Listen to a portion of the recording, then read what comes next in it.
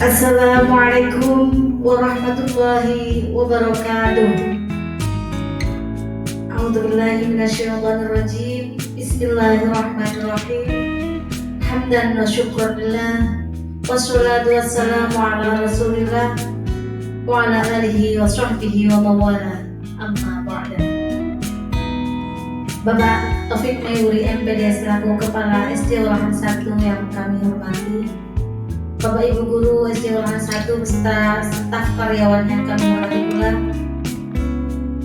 Pertama dan yang paling utama, marilah senantiasa kita panjatkan rasa syukur kita kehadirat Allah Subhanahu wa Ta'ala yang telah melimpahkan rahmat dan nikmatnya kepada kita, sehingga kita semua dapat berkumpul dalam acara diseminasi budaya positif SD Negeri Olahan 1 Adipala.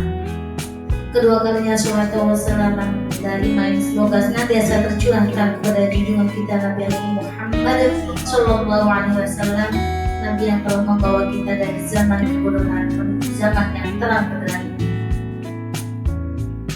Bapak Ibu yang kami hormati, perkenankanlah saya berdiri di sini untuk memandu acara diseminasi pemahaman dan pengalaman penerapan budaya positif di kelas SD Negeri Olahan 01, yang dalam hal ini adalah kegiatan dari calon guru penggerak Ibu Titin Alfian.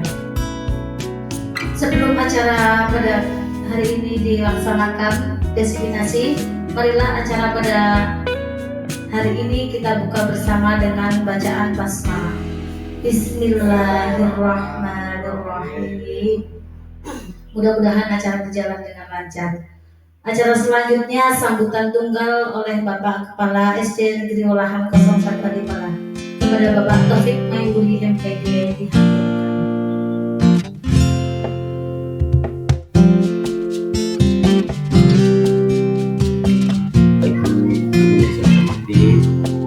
Alhamdulillah pada hari ini kita bisa bersilaturahmi dalam acara pemaparan terkait nyata 1.4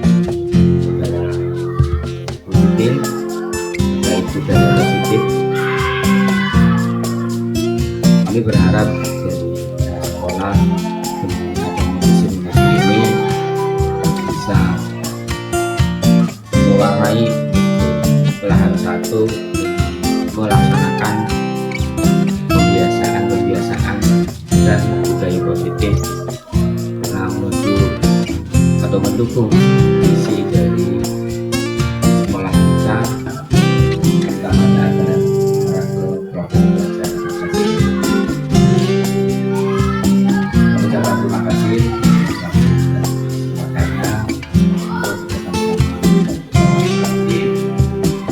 bisa dukung untuk menggunakan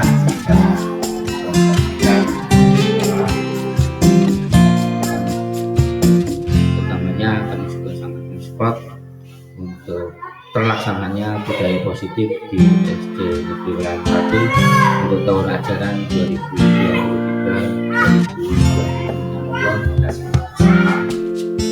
akan dilaksanakan oleh penasihat untuk penggerak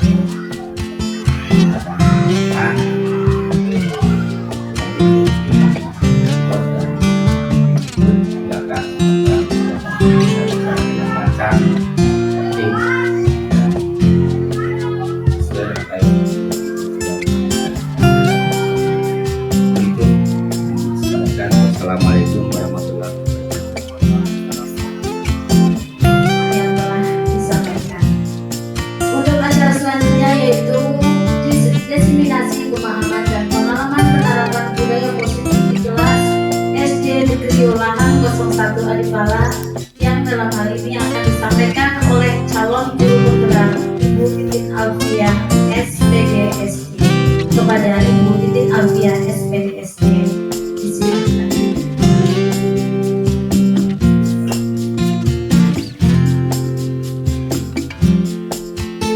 Assalamualaikum warahmatullahi wabarakatuh.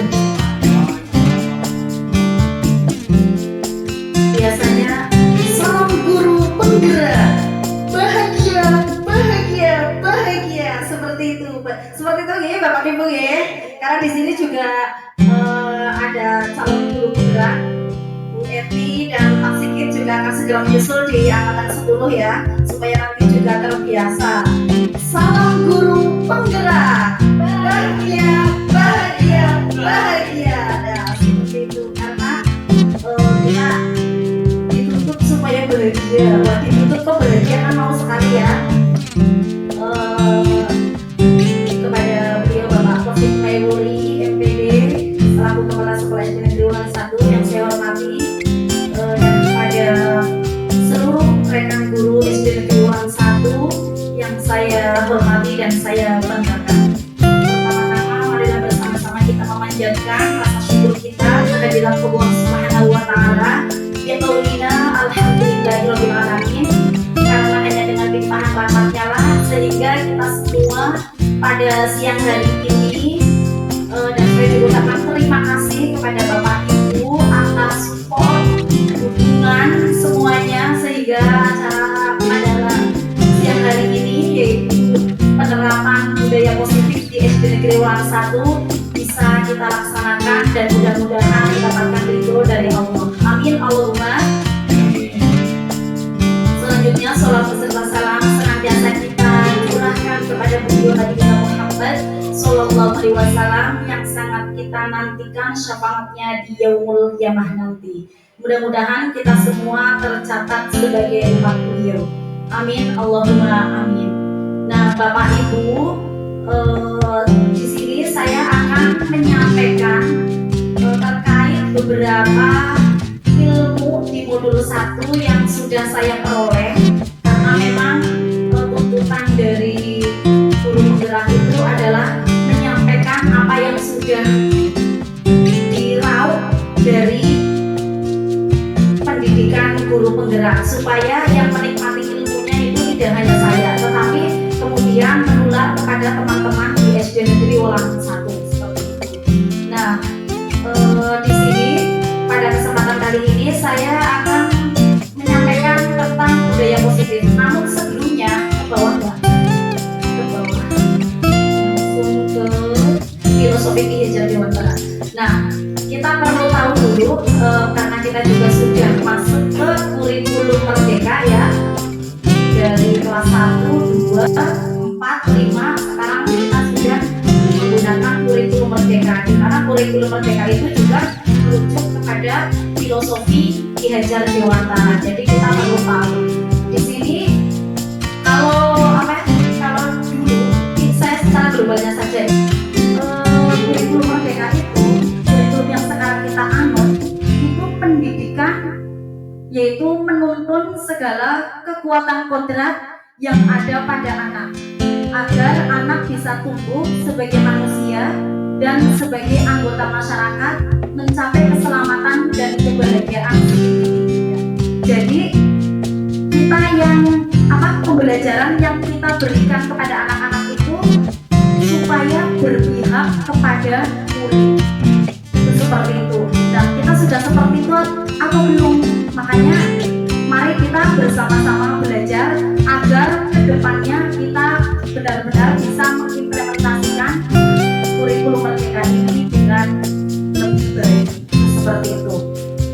Nah, trilogi pendidikan menurut Ki Hajar Dewantara yaitu Tinggal Sasukulodo atau guru memberikan contoh atau teladan yang baik, kemudian Adya Mangunkarso, guru memberikan semangat dan motivasi kepada siswa, kemudian Tuturi Handayani, guru memberikan dorongan atau arahan. Lalu lanjut Mbak ke bawahnya. Nah, di sini pendidik, ya kita semua di sini kan pendidik, itu diibaratkan seperti seorang petani yang menanam padi. Nah, ketika kita menanam padi, di sini pendidik diibaratkan sebagai seorang petani yang menanam padi hanya dapat menuntun tumbuhnya padi. Ia dapat memperbaiki kondisi tanah dan memelihara tanaman padi, akan tetapi ia tidak dapat mengganti kodrat rodanya padi.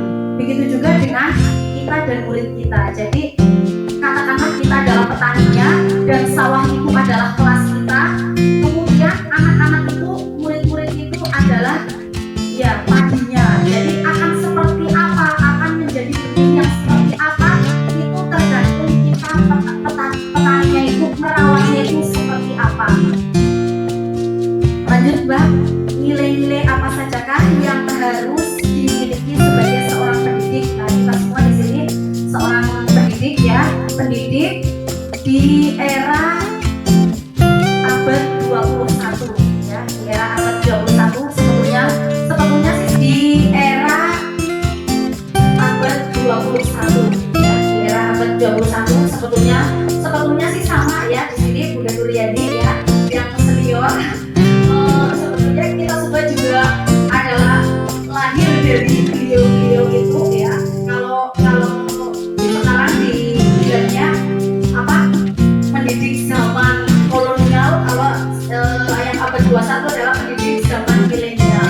Cuma karena kita memang harus menyesuaikan dengan zaman, ya, kodrat dan zaman. Jadi kita sesuaikan dengan zaman yang ada, seperti itu.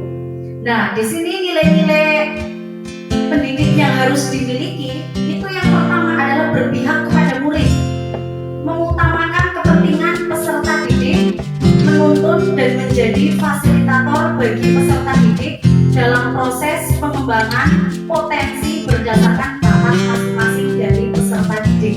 Jadi, sudahkah kita selama ini sebagai pendidik pembelajarannya berpusat pada murid? Nah, kalau belum, maka kedepannya mari kita bersama-sama untuk, ya, siap dengan perubahan. Intinya seperti itu. Kalau dulu kan, ya saya sendiri kan juga seperti itu. Apa-apa, ya menurut aku seperti itu, menurut aku begini, menurut begini, seperti itu.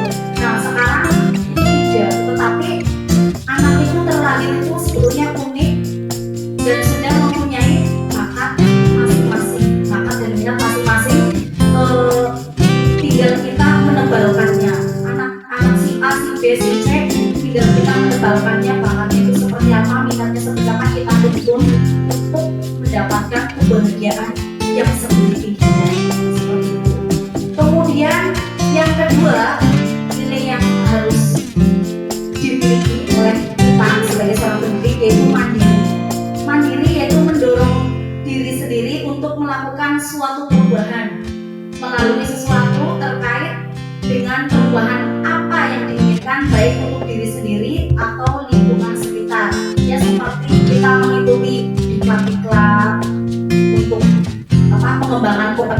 kita, karena sekarang zamannya digital ya kan, kita harus bisa komputer gitu ya, ada apa diklat yang seperti itu harus kita ikuti.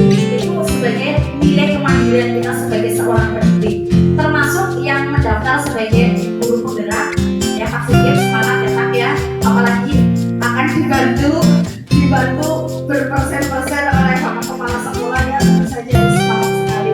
Dan Bu Eti juga ya, sebentar lagi mudah-mudahan semuanya juga lancar, dan juga saya mudah-mudahan juga lancar sampai dengan titik terakhir itu seperti itu. Kemudian nilai berikutnya yaitu reflektif. Nah ini yang penting sekali, ini saya kepengen sekali menyampaikan ini kepada teman-teman ya. Jadi selain berpihak pada murid di dalam pembelajaran ya, kalau mandiri itu ke guru ya, tapi reflektif itu penting sekali setelah kita pembelajaran. Jadi kita merefleksi pembelajaran kita apa selama ini kan saya sendiri lah ya, saya sendiri dan mungkin teman-teman juga seperti itu. Ketika pembelajaran kita gagal misalkan, atau misalkan ada anak yang seperti apa begitu, seperti tadi kejadian di kelas saya sendiri ya, artis kita itu si Gani ya juga sudah punya ulah seperti itu ya.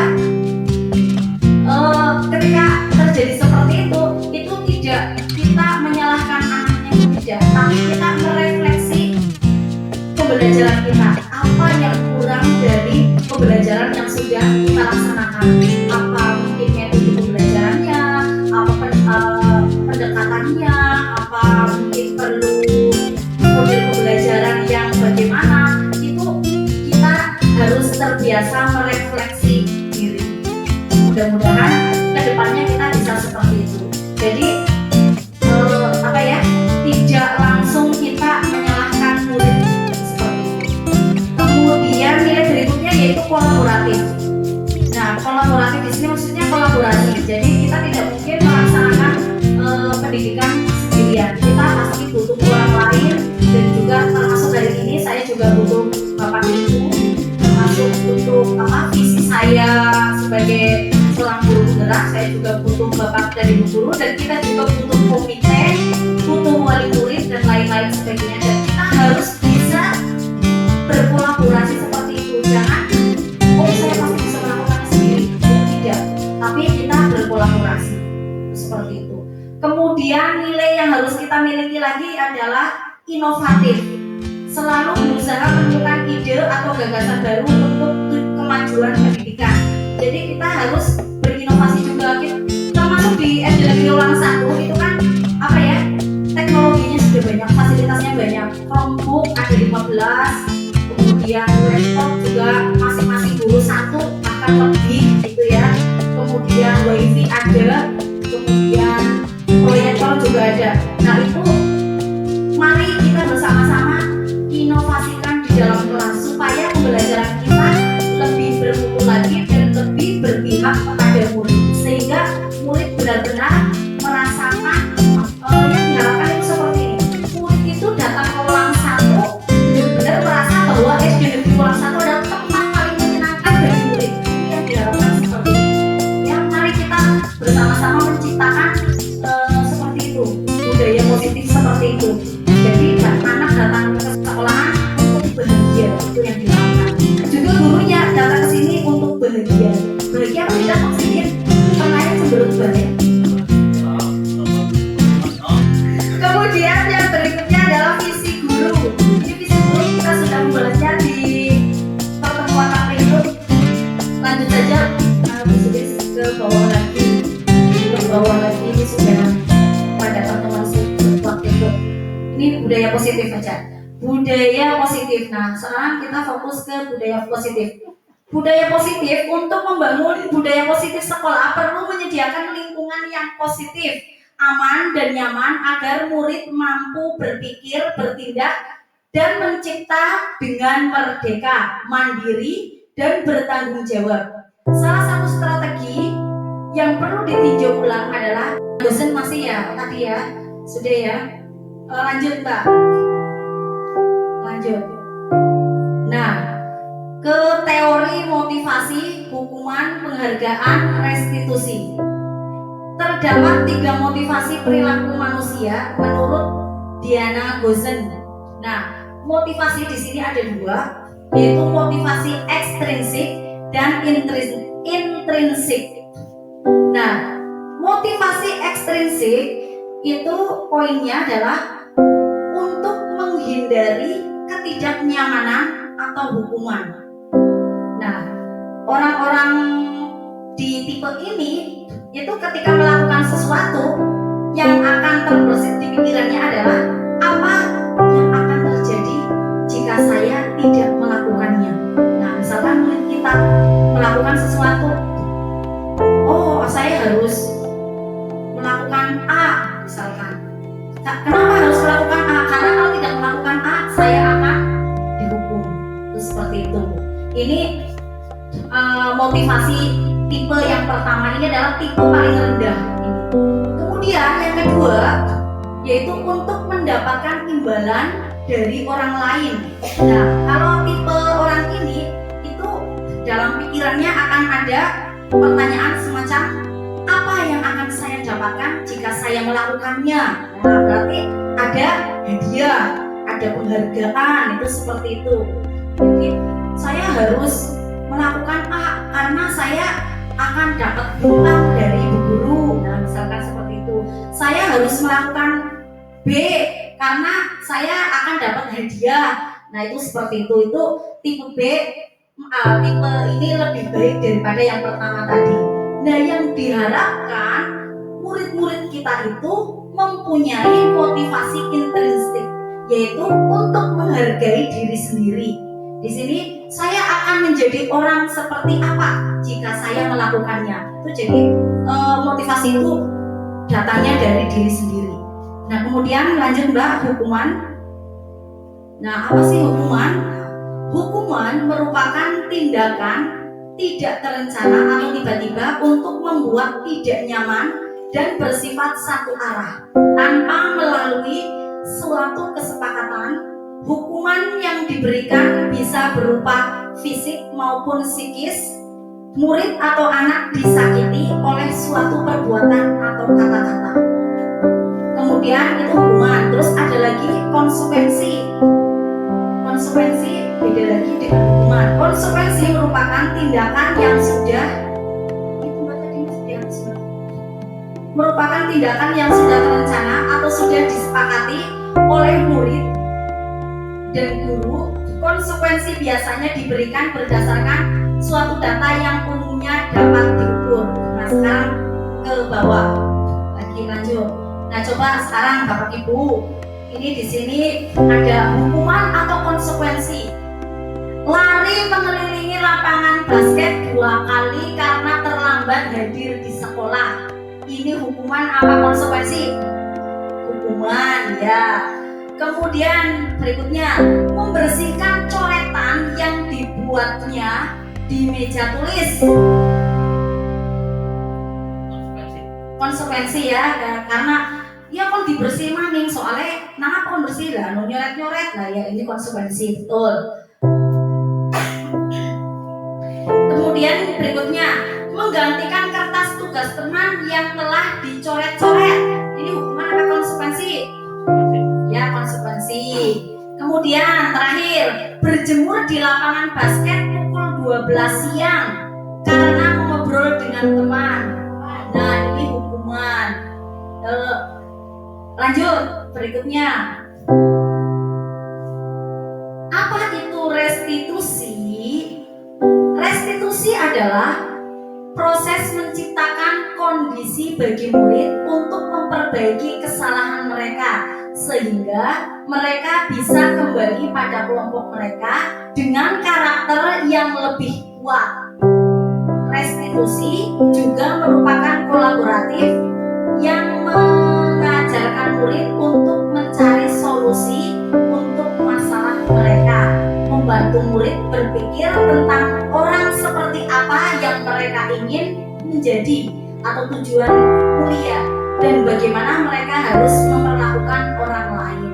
Itu yang diharapkan oleh pemerintah itu sekarang kita menggunakan restitusi. Jadi supaya menghilangkan hukuman, konsekuensi saja dihilangkan, apalagi hukuman itu seperti itu. Tapi yang diharapkan kita menggunakan restitusi. Nah di sini ada contohnya ini di bawah, tapi kayaknya tidak terbaca Pak ya, bawahnya Mbak. Ini perbedaan. Kalau apa ingin membacanya di itu ya, saya sudah kirim di grup ya.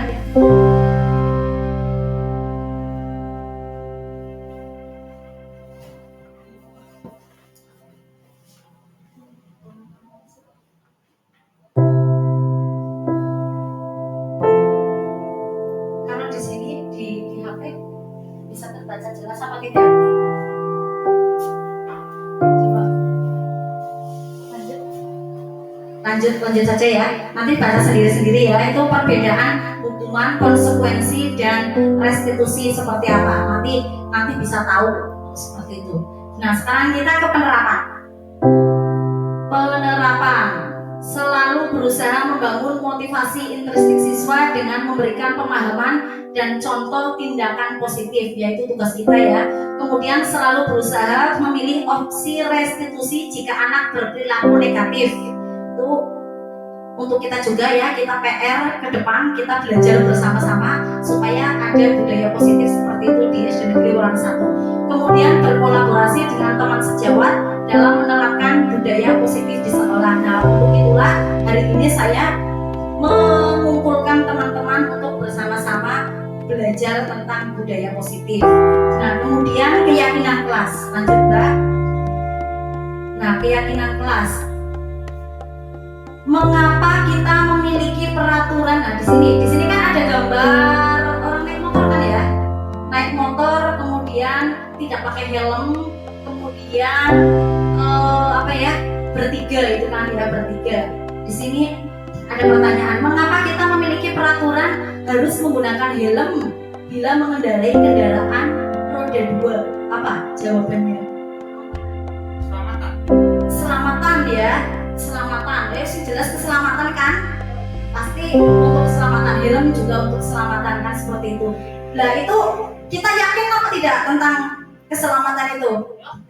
Nah, yang dimaksud itu seperti itu. Seperti yang kedua lagi ini. Itu di situ ada gambar tentang corona. Mengapa kita memiliki peraturan 3M, menggunakan masker, mencuci tangan, menjaga jarak? Nah, untuk kesehatan ya, kesehatan lagi, keselamatan lagi, kan semuanya pasti sepakat satu pandangan itu. Dan itu tanpa diperintah pasti kepengen sehat semuanya, itu kan seperti itu. Jadi yang diharapkan kita nanti bisa membentuk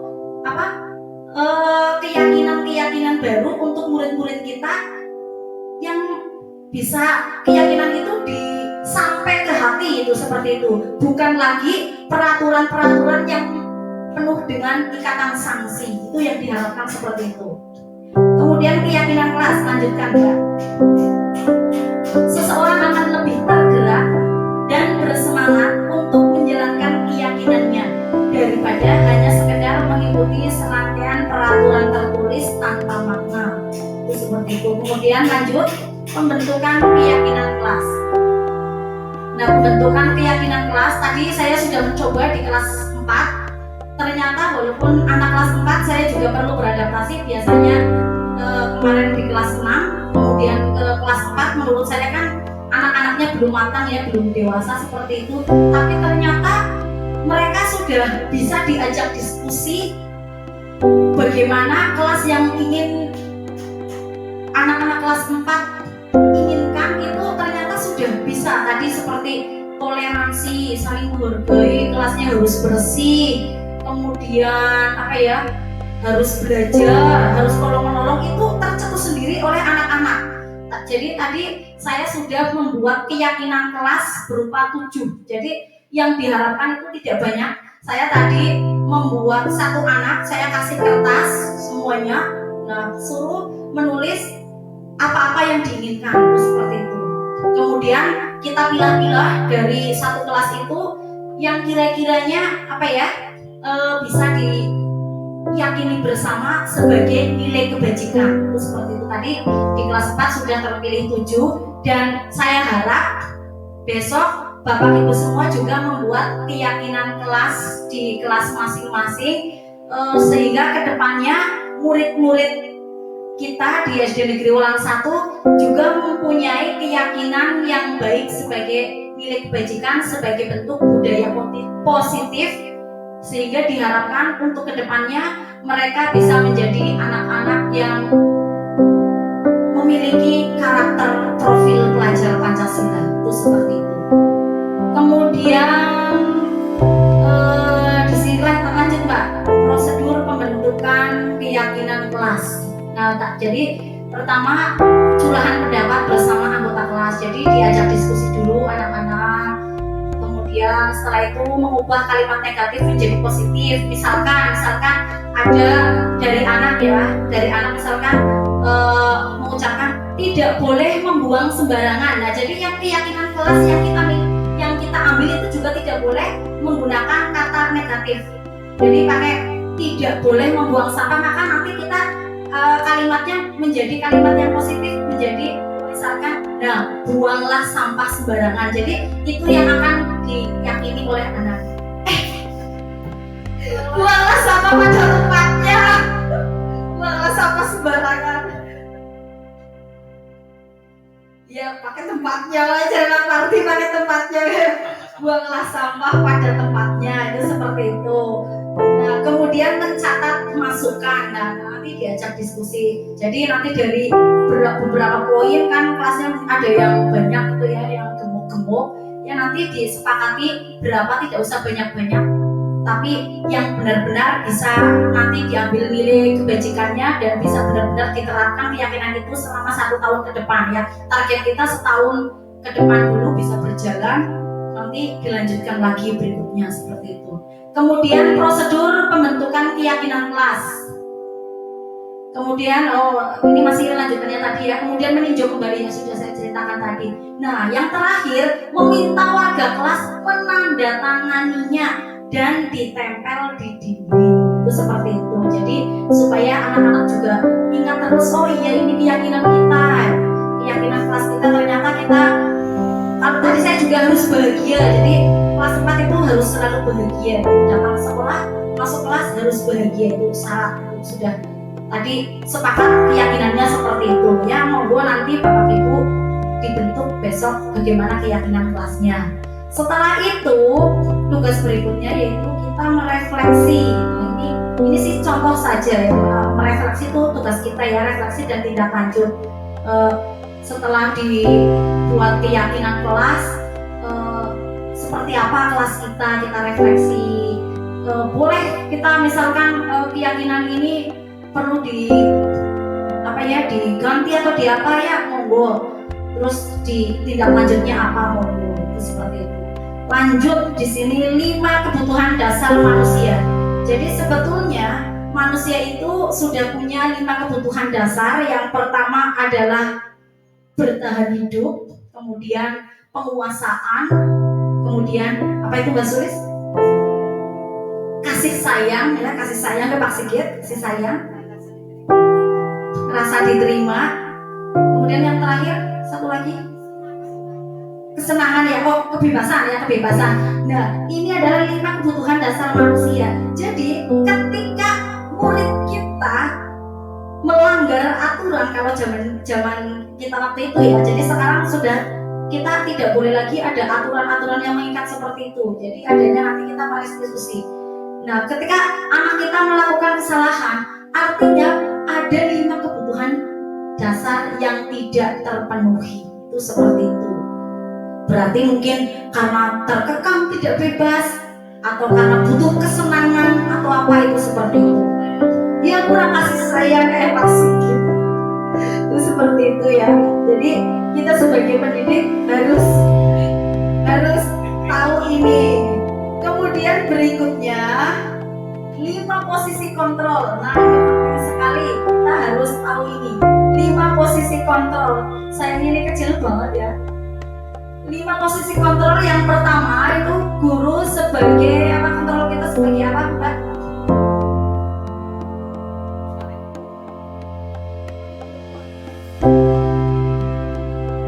membuat penghukum. Ini yang pertama, penghukum. Yang pertama adalah sebagai penghukum ya. Jadi posisi kontrol guru ya. 5 posisi kontrol guru. Yang pertama sebagai penghukum. Jadi murid kita salah sidik, hukum ya.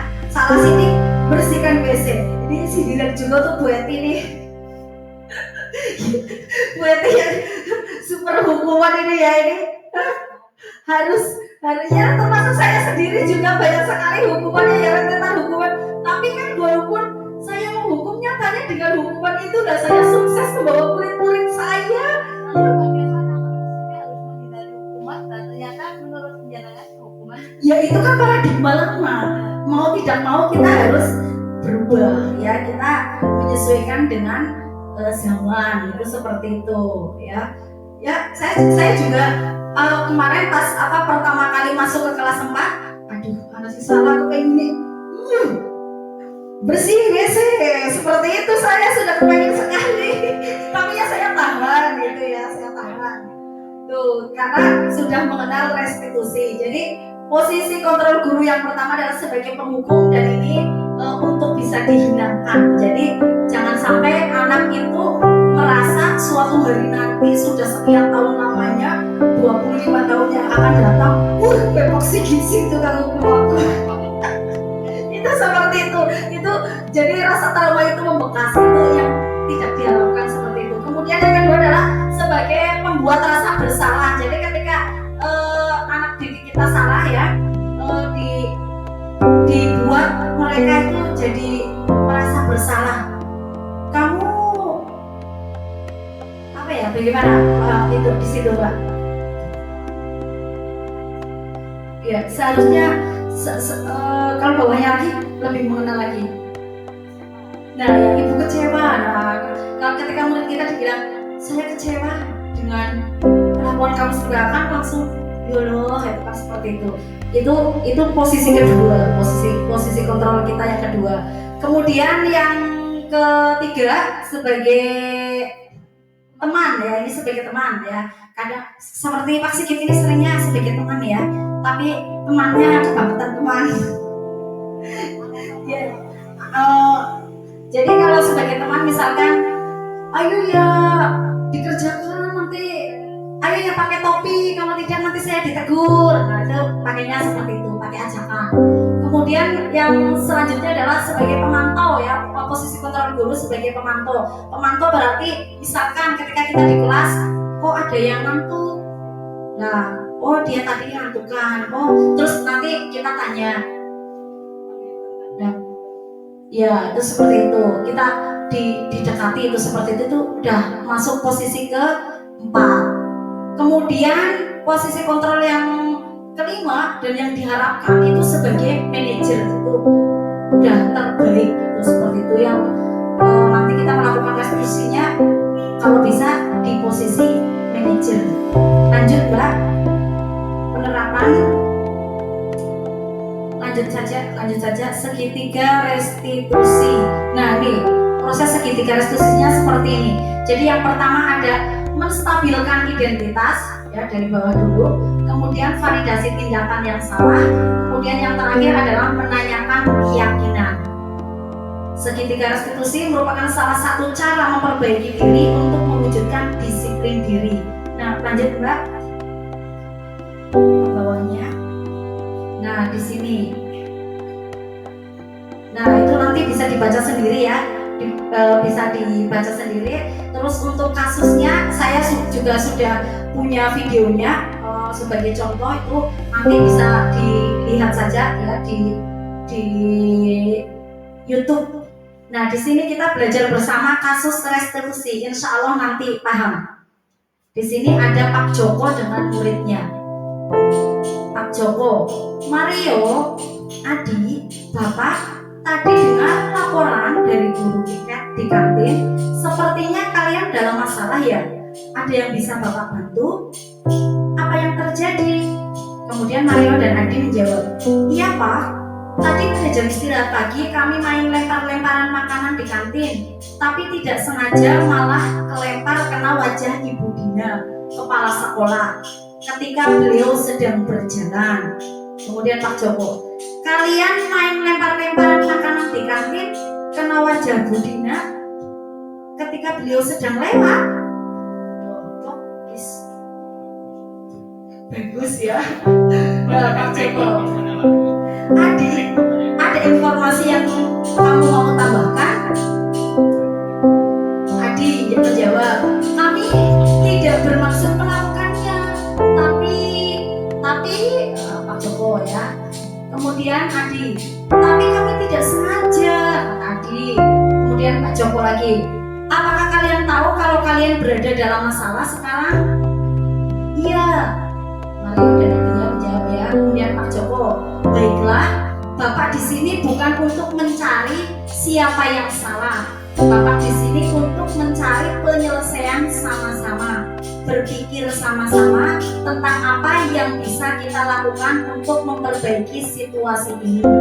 Kalian pasti melakukan itu ada alasannya ya. Nah ini validasi itu ya, validasi tindakan, identifikasi apa Mbak yang pertama tadi, validasi tindakan yang salah. Kemudian pasti seru main lempar-lemparan makanan begitu. Iya Pak, wah lo seneng banget lempar-lemparan ya, terus kena kepala sekolah. Kemudian lanjut Mbak, ya Bapak, ya Bapak bisa lihat kalian merasa senang melakukannya, tetapi yang kalian lakukan merugikan orang lain sehingga sekarang kalian dalam masalah. Iya Pak, jawab Mario dan Adi. Kemudian Pak Joko berkata lagi, sekarang mari kita bicara tentang keyakinan kelas dan keyakinan sekolah kita. Apa yang kita percaya, yang mana yang kalian belum tunjukkan? Kemudian Mario menjawab, kita harus bersikap baik satu sama lain. Nah itu keyakinan kelas di kelasnya Pak Joko. Kemudian Adi, menghormati orang lain dan menghormati dirimu sendiri. Nah itu juga keyakinan kelas Pak Joko. Nah kemudian Pak Joko menjawab, kalian berdua ingat dengan baik keyakinan kelas kita. Kita kembali pada ketika kalian main lempar-lemparan makanan dan mengenai Ibu Dina. Apakah ketika kalian melakukan itu kalian menghormati orang lain dan lingkungan? Mario dan Adi menjawab tidak. Kemudian Pak Joko, tapi kalian mendapatkan rasa senang. Menurut Bapak ada cara untuk mendapatkan rasa senang tanpa merugikan orang lain. Bagaimana menurut kalian? Iya Pak. Nah sekarang mari kita selalu mengindahkan keyakinan kelas kita. Besok kita ke kantin dan kalian bisa berperilaku lebih baik lagi. Nah ini contoh restitusi seperti ini Bapak Ibu. Jadi ketika murid kita salah itu tidak perlu ada hukuman lagi. Jadi yang dibuat sekarang bukan peraturan kelas tetapi keyakinan kelas. Itu seperti itu di kurikulum Merdeka seperti itu ya Bapak Ibu. Lanjut ya. Ini sudah selesai ya. Terima kasih. Mudah-mudahan apa yang sudah saya sampaikan tadi bermanfaat dan mari kita laksanakan budaya positif itu bersama-sama di kelas masing-masing ya Bapak Ibu ya. Terus saya juga pada kesempatan kali ini kan kemarin waktu waktu pembelajaran waktu di kita penyampaian visi sekolah ya, visi sekolah waktu itu bersama komite dan pendampingan saya yang kedua itu kan kita sudah berkumpul-kumpul di sana. Nah itu saya ingin membentuk komunitas praktisi di SD Negeri Ulang 1. Kan kita waktu itu sepakat kan akan mengadakan atau menyelenggarakan pembelajaran berbasis teknologi. Jadi setiap minggunya kan kita anak didik kita akan membawa HP, itu kan seperti itu. Nah, untuk pembelajaran berbasis teknologi dan lain-lain sebagainya, kalau kita bentuk komunitas praktisi di sekolah itu insya Allah akan lebih terarah. Jadi saya pada kesempatan hari ini kepingin dibentuk ada ketua, sekretaris, mungkin bendahara dan seksi seperti itu, dan selanjutnya nanti ini seperti apa ya, penggantian KKG, dan menurut saya ini manfaatnya akan sangat positif. Misalkan nanti kita setiap seminggu sekali apa 2 minggu sekali kita saling sharing tentang pembelajaran seperti itu. Bisa nanti kita piket apa misalkan piketnya Mbak Sulis, berarti besok Mbak Sulis isi. Ya diisi apa sedihnya itu seperti itu, tentang ya kan artinya Mbak Sulis jadi belajar. Oh besok saya mau mengisi tentang model pembelajaran problem based learning. Nah kan akhirnya kita jadi tahu. Misalkan lagi piketnya Pak Sigit, oh Pak Sigit kan jagonya RPP ya. Nanti kita diajari cara membuat RPP itu seperti itu. Nah itu kita bentuk saja ya ketuanya. Ya walaupun kita copy paste, tapi kan kalau kita tidak tahu mana yang indikator, apalagi sekarang kita kurikulum merdeka, kan itu kita perlu. Apalagi ini guru-guru baru itu perlu mindset positif dari yang senior itu seperti itu. Nanti kalau cuma copy paste kan kita berpihak pada murid. Seperti apakah padi yang akan kita ya seperti itu. Kita harus bisa menciptakan benih-benih yang unggul kan seperti itu. Nah ini ketuanya saja, mari kita sepakati siapa. Kemudian kan sudah mau itu.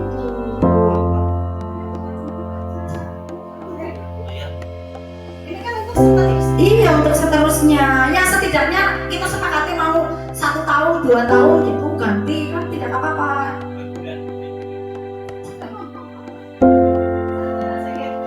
Pak Sigit.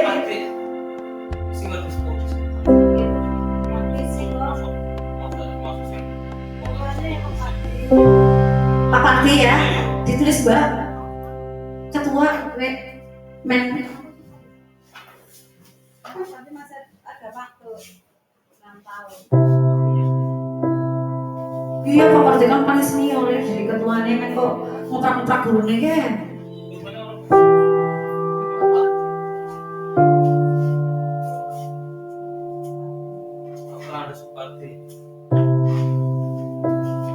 Terus sekretaris kayaknya Bu Sulis.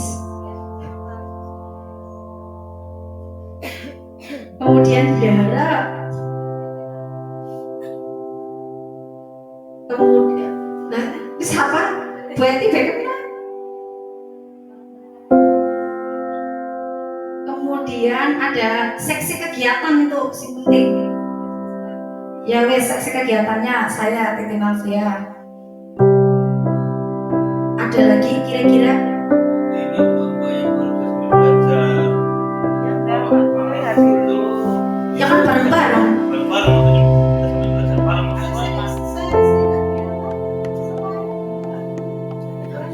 Kan anggota semuanya. Oh, kan seksi kegiatan berarti caranya sing ngoprak-ngoprak, sing bekerja sama dengan seluruh tim. Oh iya ini seksi apa namanya? Oh iya seksi perlengkapan. Ya Pak Sigit perlu nanti kalau iya setelah ganti. Terus kira-kira apa lagi itu yang dibutuhkan? Kayaknya misalkan itu 2 mingguan sekali itu kira-kira kalau misalkan kita ngumpul bahas tentang kegiatan di sekolah ya demi anak didik kita itu perlu medang apa orang? Dan berarti kan ada seksi konsumsi ya.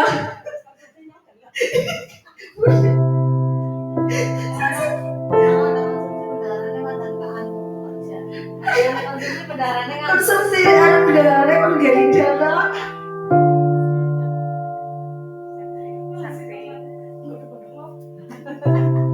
Seksi konsumsi sudah?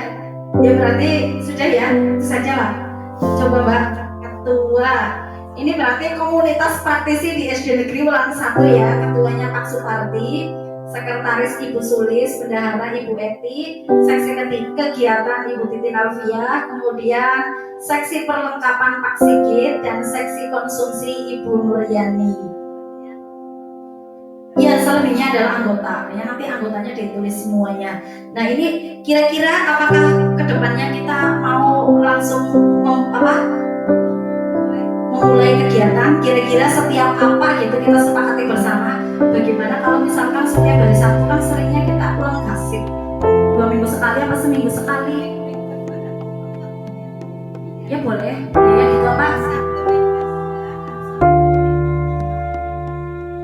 Sabtu minggu kedua dan Sabtu minggu keempat sepertinya anak pulangnya pukul 10 kayak gitu ya. Terus kita bahas apalah ya yang kiranya itu bagus untuk kita sebagai seorang pendidik itu seperti itu, saling sharing. Soalnya nanti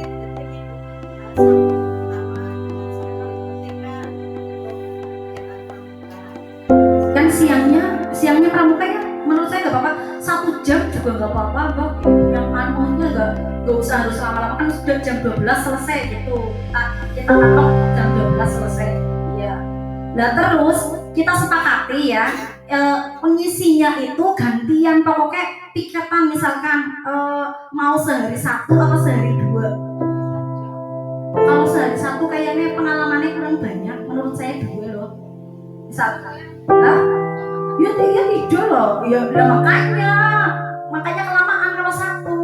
Kalau misalkan iya kalau 2 kan maksudnya misalkan saya dengan Bu Sulis kan bisa jadi Bu Sulis punya materi apa, kan kita jadi punya pengalaman dari Bu Sulis. tapi kalau sehari urutan gilirannya lebih cepat. Ya tidak apa-apa.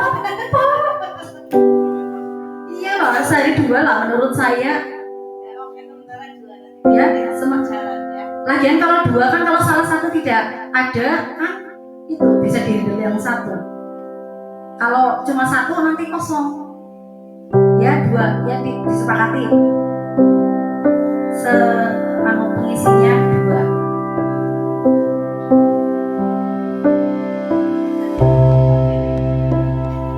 Lu kreatif, lu kan berinovasi, kan kita tadi dituntut untuk berinovasi.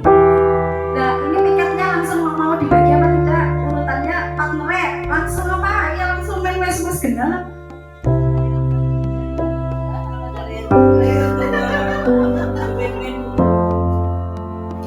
Kak, ketuanya Pak Pardi pertama.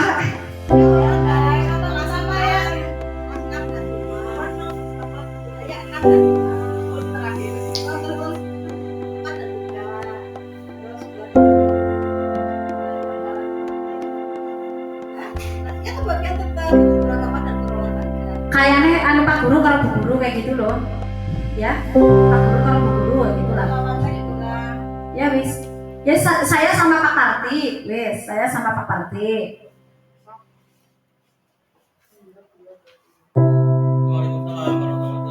Kemudian berikutnya siapa?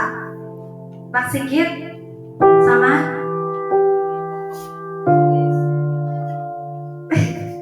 Bu Eti lah. Pak Sigit sama Bu Eti. Kemudian ya sana lagi Bapaknya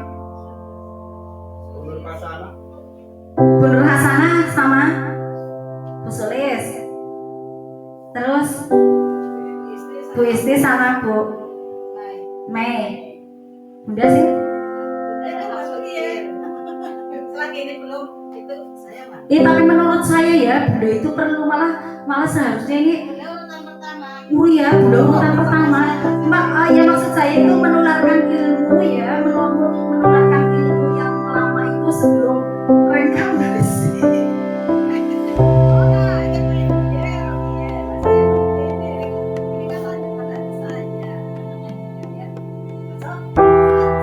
Kan yang disampaikan kan tidak harus yang itu, ibaratnya mau menyampaikan apapun boleh. Kali ini menyampaikan ilmu yang Bunda selama ini simpen dengan begitu rapihnya gitu ya, kemudian dibeberkan di sini begitu ya. Bagaimana kalau untuk pertemuan besok? Menurut saya Bunda ya ini cocok sekali sebagai perdana ya sepakat ya. Berarti minggu kedua ini sekarang minggu keberapa?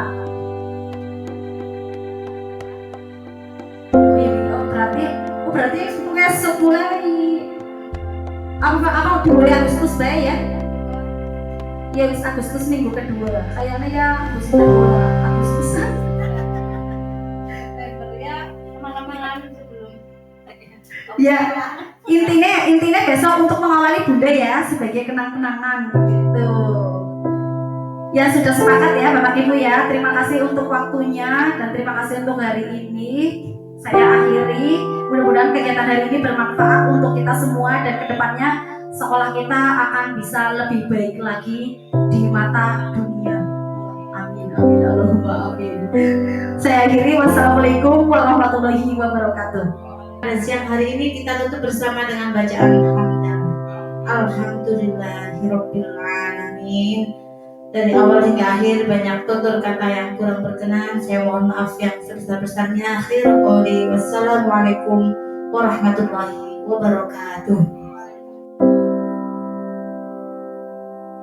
kira-kira kelas 4 itu kepenginnya suasana kelas yang seperti apa? Damai, ada yang nggak berisik, apalagi bersih, apalagi rukun, rajin, terus apa lagi? Pintar banget, saling menghargai, toleransi, apalagi? Tolong menolong, bagus. Kenapa kalian tadi itu kepengen yang seperti itu? Misalkan kepengen kelasnya bersih. Kalau bersih apa enak? Enak yang dipandang. Apa perlu untuk toleransi? Perlu. Tolong menolong perlu? Nah, coba keinginan kalian tentang kelas 4 ini kamu tulis ya di sini ya. Nanti setelah ditulis kamu tempelkan di papan tulis ya. Nanti akan kita jadikan sebagai keyakinan kelas dan kita jalankan keyakinan itu selama kita 1 tahun ya. Bisa dipahami?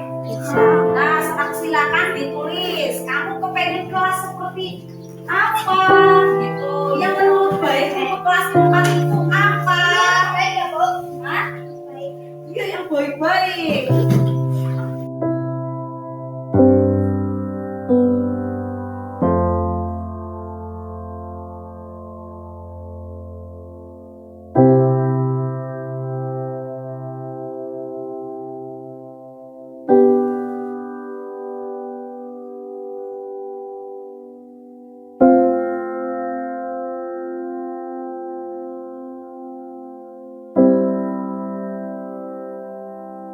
Dari Taufik bagus.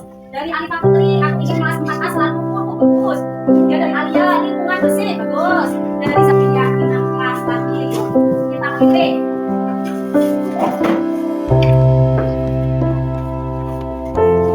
Nomor 1 sepertinya selalu bahagia ya. Semuanya pengen bahagia? Pengen kalau di kelas ya kelas 4 datang dari rumah ke sekolah, terus sekolah senang apa? Di sini dimarahin bu guru? Dimarahin mak? Tidak ingin ya? Berarti sepakat semuanya pengen bahagia? Ya, berarti selalu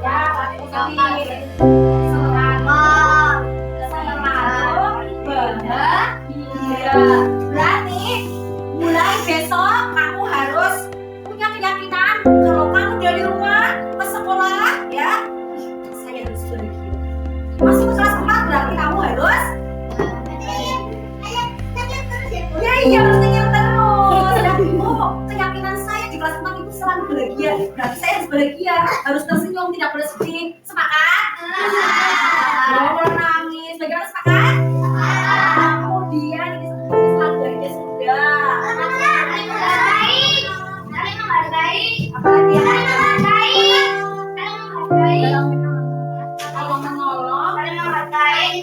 tolong menolong. Tolong menolong perlu.